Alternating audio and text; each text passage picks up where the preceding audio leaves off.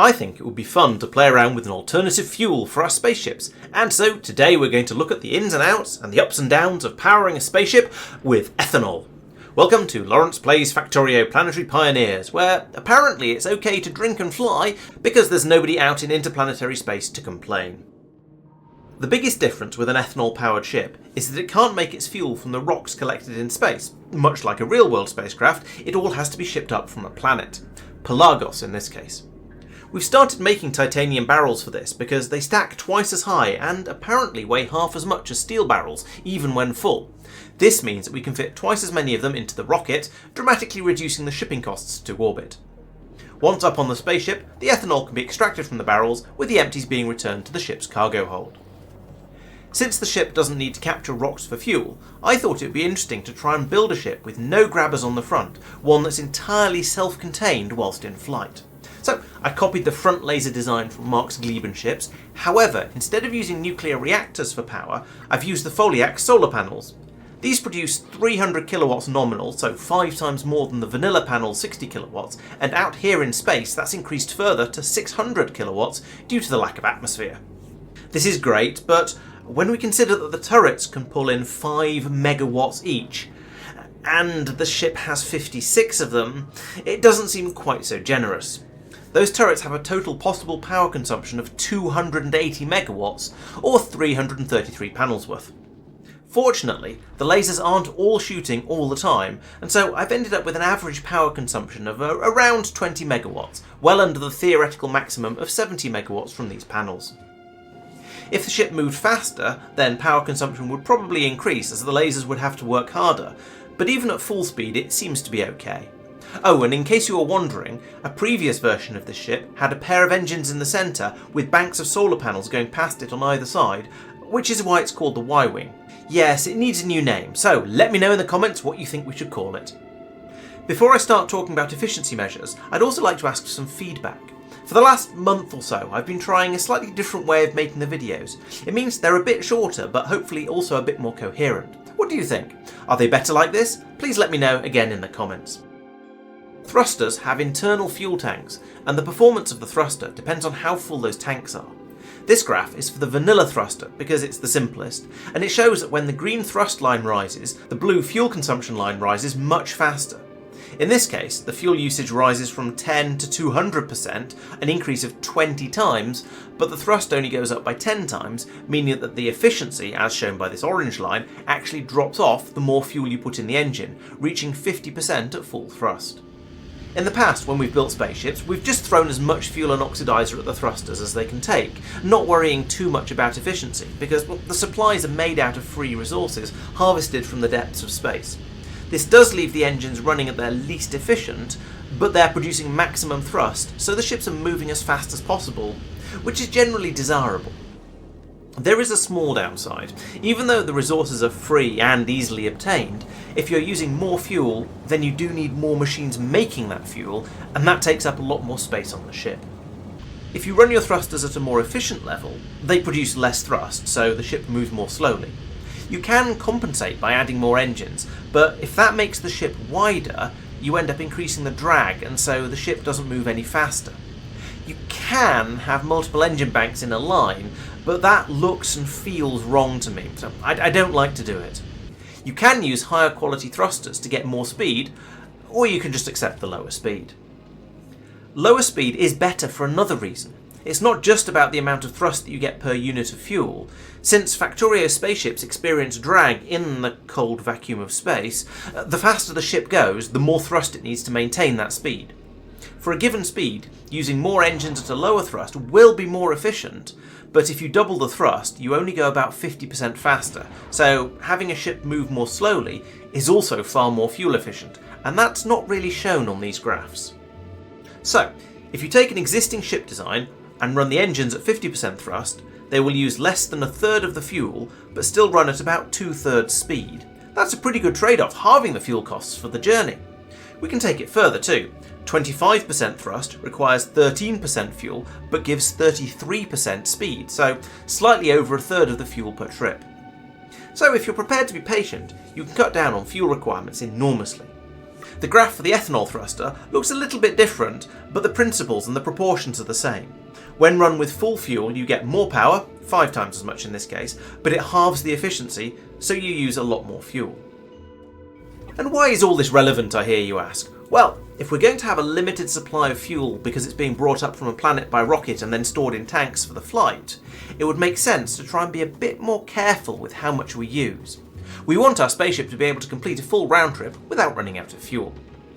Unfortunately, this required a certain amount of practical testing, setting the ship moving, flying away from Pelagos whilst watching the supply, and then turning it round before it had used more than half of it. One of my continued gripes with Space Age is how experimental making spaceships tends to be. It's hard to work out numbers in advance, whether that's missile production rate or fuel consumption. Still, as expected, the fuel consumption of the ship with the engines at full chat was a bit too much, so I added some additional engines and started thinking about how to keep their fuel level in the efficient band. I tested 2 ideas. My first thought was to have a pump here connected to a clock that would turn it on and off based on a timer. I did a little maths to start with and then fine-tuned it with some manual testing, and in the end it turned out that having the counter reset at 35 gave the throughput I was looking for.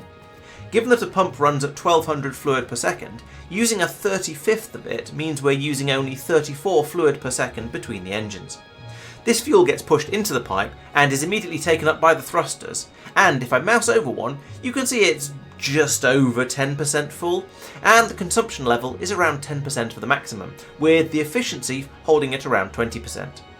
Looking back at the graph, this puts it pretty much in the maximum efficiency zone, but with enough fuel to be constantly firing. Conveniently, when the thrusters have too much fuel, they burn it faster, which means when you tweak the pump, the amount of fuel in the thrusters stabilises relatively quickly. The second way of controlling the fuel level was suggested by someone in chat. Their method involved putting a tank close to the engines and then having a pump push fuel into it whenever it was basically empty. Pumping whenever it dropped below 4 would mean that the engines couldn't take in much fuel each tick, ensuring that they would be kept mostly empty and in the efficient band.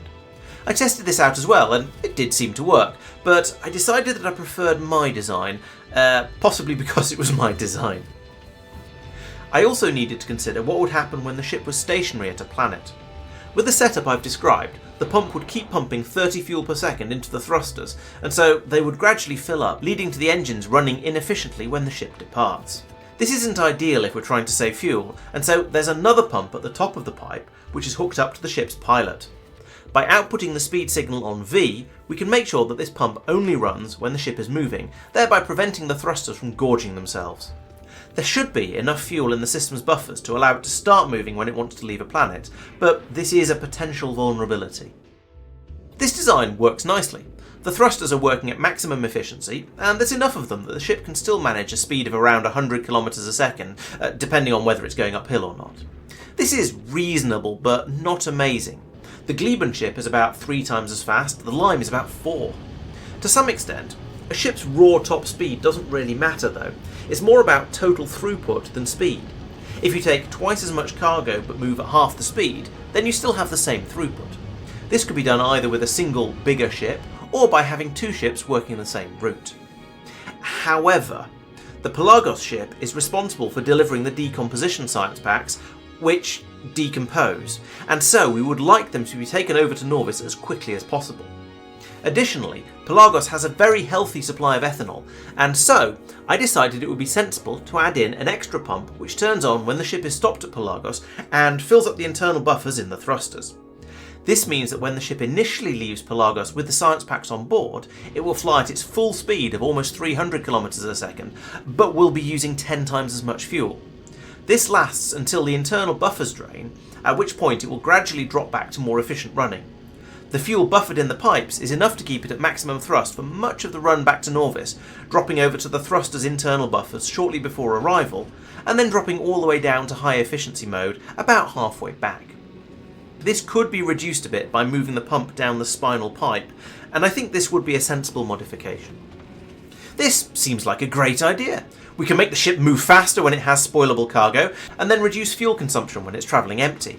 However, because the production system on Pelagos produces the science packs constantly, this doesn't actually help. The rocket on the ground is already full by the time the ship returns, and so those packs have already spent some time decomposing. The science production needs to be set up to be a bit more on demand.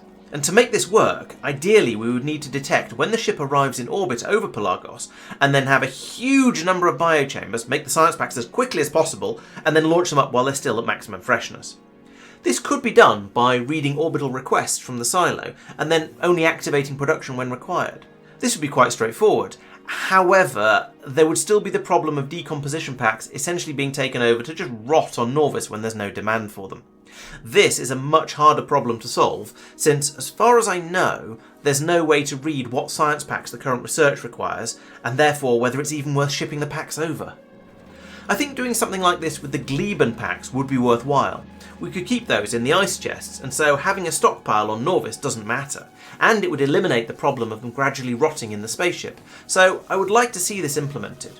However, having seen the recent news about interplanetary signals in 2.1, it might be sensible to wait for that to be released, especially as the Gleben resources are all unlimited. It's been interesting to look into a different style of ship. I don't think it's actually better than the normal style, however I do think it's a bit simpler to build, at least now that all the design work has been done. There's no faffing about with all the fuel or ammo production, but it does have to go via Pelagos if it wants any fuel, assuming we don't start making ethanol elsewhere. What do you think? Is this system worth pursuing further? Should we look at throttling down other ships to make them more efficient? I think it was fun to look into engine control in a bit more detail. I just wish I could connect directly to a thruster to read or control it that way. Oh well, never mind.